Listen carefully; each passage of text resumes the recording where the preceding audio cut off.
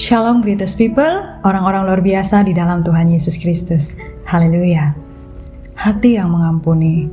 Sungguh sangat indah bukan ketika di antara kita orang-orang percaya, jika ada orang yang melakukan kesalahan kepada kita mengampuni mereka, dan ada orang yang ketika kita melakukan kesalahan kepada mereka, dengan mudahnya mereka mengampuni kita. Maka kerukunan akan terjadi di antara kita, dan di situ berkat Allah dicurahkan. Firman Tuhan berkata demikian. Tapi tidak bisa kita pungkiri bahwa memberikan pengampunan adalah hal yang sulit secara manusiawi, dengan ukuran manusia yang terbatas, keadaan manusia yang terbatas maksud saya. Hari ini kita mau belajar tentang hati yang mengampuni. Dengan audio renungan singkat ini, saya mau berbagi kepada saudara-saudari, greatest people, orang-orang luar biasa di dalam Tuhan Yesus, bahwa kita bisa memiliki hati yang mengampuni. Kita bisa untuk mengampuni orang lain yang bersalah kepada kita. Bahkan kita bisa untuk membuat orang lain tidak hidup dalam rasa bersalah karena telah melakukan kesalahan kepada kita.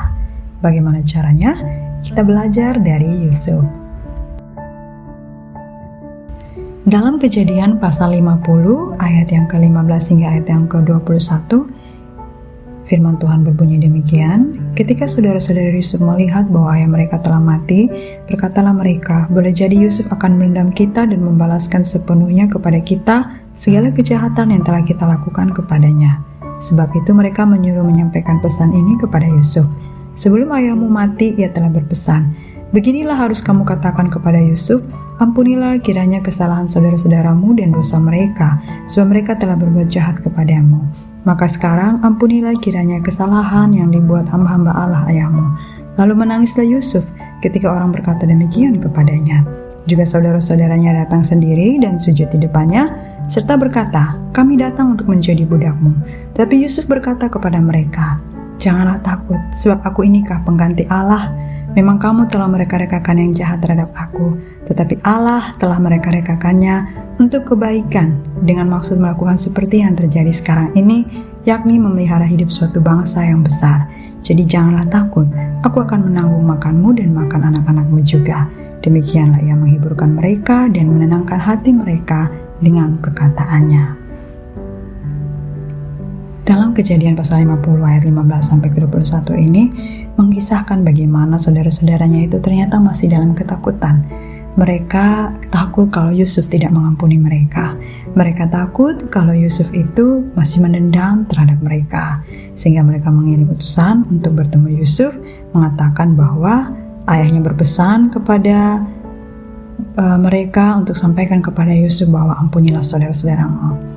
Dan karena ketakutan yang begitu menghantui saudara-saudaranya tentang perbuatan mereka terhadap Yusuf, mereka datang dan sujud di depan Yusuf. Mereka minta supaya mereka boleh jadi budak Yusuf untuk menebus kesalahan mereka karena ketakutan itu. Dari sini kita lihat ya bahwa saudara-saudara Yusuf ini hidup dalam rasa bersalah. Kenapa demikian? Karena greatest people nanti bisa baca dalam pasal sebelumnya mengisahkan tentang bagaimana Yusuf memerintahkan. Kelihatannya memang kejam, dia keras sekali bertindak terhadap saudaranya untuk membawa adiknya Benyamin, tapi sebenarnya ada pergulatan di dalam hati. Pergulakan batin yang luar biasa karena dia sebenarnya mengasihi saudara-saudaranya. Dia memberikan pengampunan kepada saudara-saudaranya. Greatest people, dari situ kita dapat lihat bahwa Yusuf itu sudah memberikan pengampunan, tapi saudara-saudaranya Yusuf itu masih takut. Secara psikologi dapat kita simpulkan, saudara-saudaranya ini masih memiliki rasa bersalah sehingga menghantui mereka dan mereka takut, dan akhirnya mereka berpikiran Yusuf akan mendendam mereka atau Yusuf masih mendendam mereka. Orang yang melakukan kesalahan dan masih punya rasa bersalah padahal sebenarnya sudah diberikan pengampunan, ini menunjukkan bahwa orang tersebut itu benar-benar belum merasakan adanya pengampunan. Jadi dia masih hidup dalam rasa bersalah tersebut. Dan ketika seorang Yusuf yang melihat hal tersebut, seorang penguasa, seorang penting nomor 2 di Mesir ya pada saat itu, dia bisa saja dengan kekuasaannya dia terus membuat saudara-saudaranya hidup dalam rasa bersalah. Sehingga kalau dia mau membalas dendam secara ukuran manusia yang jahat, dia bisa saja membiarkan atau menuruti permintaan saudara-saudaranya untuk menjadi budaknya. Dia bisa melakukan hal tersebut terhadap saudara-saudaranya. Tapi tidak itu yang dilakukan Yusuf. Kenapa dia tidak mau dia tidak mau saudara-saudaranya hidup dalam rasa bersalah, sehingga dia memberikan pengampunan yang total kepada mereka. Bagaimana dia memiliki hati yang mengampuni? Terlihat dari ayat 19. Tetapi Yusuf berkata kepada mereka, "Janganlah takut, sebab aku inikah pengganti Allah?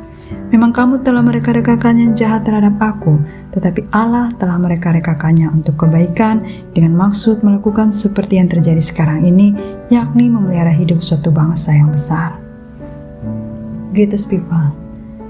Dari sini saya belajar dari seorang Yusuf, ya mungkin banyak hal saudara-saudara Greatest People sudah dengar dari orang-orang yang melayani Tuhan atau para hamba Tuhan menyampaikan tentang kitab ini atau pasal ini atau tentang ayat ini. Saya secara pribadi diberkati dengan ayat ini. Bagaimana ayat 19 ini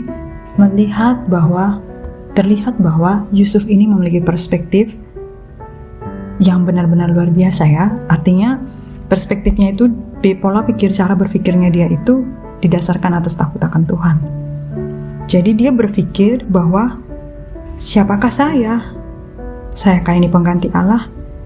Dengan maksud Yusuf adalah menyerahkan pengadilan tentang tingkah laku saudara-saudaranya kepada Tuhan. Semata-mata ia menunjukkan bahwa segala-galanya pada hakikatnya diatur dan dipimpin oleh Tuhan. Terlihat dari ayat 19-20. Jadi dia tidak punya hak untuk menghakimi saudaranya. Dapat kita katakan, pada masa lalu Yusuf tersakiti, pada masa lalu Yusuf menderita, pada masa lalu dia tidak memahaminya, tapi saat ini dia memahaminya. Pada masa sekarang, pada waktu kejadian itu, dia memahaminya bahwa Tuhan menjadikan itu baik dalam hidupnya. Hal yang jahat yang direncanakan oleh saudara-saudaranya, yang dilakukan saudara, itu adalah cara Tuhan untuk membawa dia kepada hal yang luar biasa, hal yang baik, yakni memelihara hidup suatu bangsa yang besar. Dia memiliki kesuksesan, jabatan yang mapan, menjadi berkat. Inilah yang dimiliki oleh Yusuf sehingga dia mempunyai hati yang mengampuni. Dia memiliki perspektif yang benar. Dia memiliki pengenalan yang benar tentang Tuhan. Dia tahu bahwa segala sesuatu yang terjadi ada di dalam rencana Tuhan. Dia menyadari selama proses itu berjalan, dia menyadari bahwa Tuhan bersama dengannya. Dia menyadari bahwa Tuhan ada bersamanya. Sehingga ketika dia mengalami hal tersebut, dia paham Tuhan punya rencana. Nah, mungkin kita pernah tersakiti. Mungkin kita dalam saat ini juga, saya tidak tahu, Greatest People yang mendengarkan renungan ini sedang mengalami pergolakan di dalam hati karena disakiti orang lain, atau saudara sekalipun, atau orang yang sangat dekat sekalipun, sehingga mungkin Greatest People sulit untuk mengampuni orang tersebut. Ingatlah bahwa segala sesuatu yang terjadi ada di dalam rencana Tuhan. Artinya bahwa Tuhan mengizinkan. Sekarang bagaimana reaksi kita? Bagaimana respon yang harus kita berikan? Jangan menaruh masalah itu atau kesalahan orang lain itu yang terbesar di hati kita, tapi taruhlah Tuhan yang terbesar. Taruhlah Tuhan sebagai yang utama, sehingga kesalahan yang besar itu akan sepertinya tidak ada, akan sepertinya kecil karena ada Tuhan yang besar, ada kasih Allah yang besar dalam diri kita, sehingga kita dapat mengampuni. Mungkin saja kita berkata bahwa itu berat, saya tidak mudah mengampuninya, saya tidak mungkin karena kesalahannya sangat fatal, besar sekali kesalahannya, saya butuh waktu. Saya paham kita sebagai manusia, tetapi ingatlah, kita tidak bisa berlama-lama untuk menyimpan kesalahan orang terhadap kita. Karena apa yang kita lihat dari saudara-saudara Yusuf ini, sebenarnya mereka hidup dalam rasa bersalah. Orang yang sudah datang dan meminta pengampunan, yang benar-benar sungguh-sungguh meminta pengampunan, mereka itu tetap didorong oleh rasa bersalah, sehingga mereka membutuhkan pengampunan dari kita. Ketika kita memberikan pengampunan kepada mereka dan sungguh-sungguh menyatakan bahwa kita memberikan pengampunan, maka mereka akan merasa bahwa Dia benar mengampuni kita. Rasa bersalah itu hilang. Inilah yang dilakukan Yusuf. Dia menghibur saudara-saudaranya. Jangan takut. Bahkan tidak hanya suatu hiburan yang dia berikan ungkapannya, tapi ayat-ayat seterusnya nanti Greatest People baca, benar-benar ia menepati janjinya, sampai ia menjanjikan kepada mereka bahwa nanti tulang-tulang saya ini tolong untuk dikuburkan di tanah yang dijanjikan Tuhan. Greatest People, bagaimana supaya kita dapat mengampuni orang lain bagi hati yang mengampuni? Kita harus takut akan Tuhan, kita harus memiliki perspektif yang benar. Kitab Mazmur mengatakan bahwa Tuhan adalah gembala kita. Ia menuntun kita dalam segala hal, dalam segala situasi apapun, dalam kegelapan maut sekalipun, Tuhan menuntun kita. Ketika orang lain menyakiti kita pun juga, dalam situasi itu pun juga, minta Tuhan untuk menuntun kita, untuk melihat dari perspektifnya Tuhan, bukan melihat dari perspektifnya kita, untuk melihat dari pandangannya Tuhan. Apa yang sebenarnya sedang terjadi, apa yang Tuhan maksudkan, apa yang Tuhan mau sehingga saya mengalami keadaan ini, apa yang Tuhan ingin nyatakan sehingga saya mengalami hati yang tersakiti oleh orang ini. Tuhan mau apa? Itu yang harus kita tahu. Sehingga kita menempatkan Tuhan, maka Roh Kudus akan memimpin kita, mengarahkan kita tentang keadaan tersebut sehingga memudahkan dan mampukan kita untuk memberikan pengampunan. Firman Tuhan dalam Amsal pasal 4 ayat 23 mengatakan bahwa dari hati terpancar kehidupan. Ketika kita memiliki hati yang penuh pengampunan, akan terpancar kehidupan kita dalam mengasihi orang lain. Perintah-perintah Tuhan itu tidak berat. 1 Yohanes pasal 5 ayat yang kedua hingga ayat yang ketiga menyampaikan bahwa jika ada kasih dalam diri kita, maka kita dapat melakukan perintah-perintah Tuhan. Salah satu perintah Tuhan adalah mengampuni orang yang bersalah kepada kita dan jangan membalaskan mereka dengan kejahatan yang sudah mereka lakukan kepada kita. Takut akan Tuhan adalah permulaan akan hikmat. Hikmat Tuhan memampukan kita memberikan pengampunan. Pertolongan Tuhan memampukan kita memiliki hati yang mengampuni.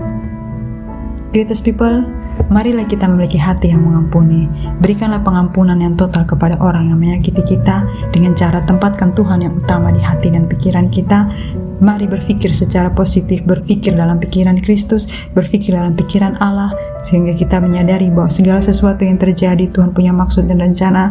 Ketika kita menghadapi persoalan tentangan yang besar untuk mengampuni orang lain karena kesalahan yang begitu besar, ingatlah kepada Tuhan, minta pertolongan dan tuntunan Tuhan untuk menyatakan apa maksud dari semua ini, sehingga kita bisa mengampuni orang lain dan kita tidak membuat orang yang kita ampuni itu, orang yang melakukan kesalahan kepada kita, hidup dalam rasa bersalahnya. Dengan kekuasaan yang kita miliki, dengan apapun yang kita miliki, yang mampu saja untuk membuat dia tetap tinggal dalam rasa bersalah, tinggalkan itu. Buang jauh itu dari pikiran kita. Tapi biarlah dengan kekuasaan, dengan apapun yang kita miliki, kekuasaan untuk mengampuni dia, kuasa untuk mengampuni dia, membuat dia tidak hidup dalam rasa bersalah, sehingga membuat dia tenang dalam hidupnya, merasa menyadari bahwa saya telah diampuni. Kiranya firman Tuhan, renungan singkat ini menjadi berkat bagi kita semua. Kita mampu karena Tuhan bersama kita. God is good all the time God is good. Kita adalah orang-orang luar biasa yang mampu memberikan pengampunan karena kita mempunyai hati yang mengampuni berdasarkan kasih Kristus yang ada di dalam hati kita. Tuhan Yesus memberkati kita semua. Bye.